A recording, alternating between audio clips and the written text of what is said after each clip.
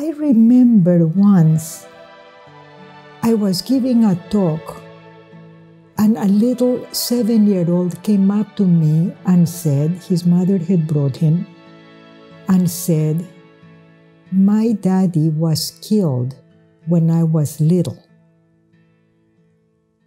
And we had a conversation about it. And I remember thinking, I hope this is not how he defines himself. I hope he also defines himself as someone who plays, somebody who laughs, somebody who has pleasure with friends, with his mom, with his grandpa, with his grandma, with a whole range of people, somebody that finds pleasure in thinking, in writing, in drawing, in all the activities. And that trauma is an event that happened that marked him, but does not define him. And that's one of the reasons I think that I have difficulty with the idea survivor, people defining themselves as survivors, because I really want them to define themselves also as dancers, great cooks, fantastic friends, fun lovers, all the facets of their personality and all the way that we occupy the world. And that, I think, is the vehicle for what we call post-trauma growth, right? The fact that I think some of the most extraordinary achievements of mankind, humankind, come from finding ways of overcoming pain through creating beauty, through creating meaning. I think the founders of the great religions all had traumatic experiences that they transcended. Yesterday, I was listening to KQED, to the PBS Hour, and they had an interview with the woman who, as a 9-year-old, was the subject of the photograph showing the children that had been hurt by a napalm attack in Vietnam, who is now a middle-aged woman who showed us her scars and who said that at some point, after many years of having suicidal ideations because of the pain and the memories, she found faith. And faith gave her a sense of, I can love. And since then, she has been working with children that are traumatized and saying, we can forgive the people who hurt us and move on. And using love, beauty, faith, in the body, in the soul, in the mind, whatever is the avenue that works best for us. And I think that is where the angels in the nursery that get built in the here and now come. They don't need to just be memories from the past. They can be created through moments of connection, either with others or with ourselves.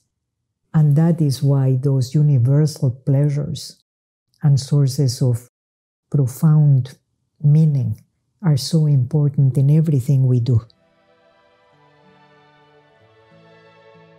I think that it's also a profound antidote for those moments of despair in the session where the clinician is absorbing the helplessness and hopelessness that the parent and the child might be conveying in their deepest moments of despair. And I remember a time where I was in a home visit, sitting on the floor with a 3-year-old and a mom, and the mom told the 3-year-old to go and brush his teeth. And he didn't want to go brush his teeth. We were having a great time together. And the mom lost it. And in front of me became a monster. And the child froze and then, like a robot, went to the bathroom and brushed his teeth. And while he was gone, the mother said to me, "That just happened to me, and I hate myself. I hate myself when I am so mean-spirited." And at that moment, I really wanted to say, "I also hate you right now." I thought of myself leaving and slamming the door, because this was after a lot of work, right?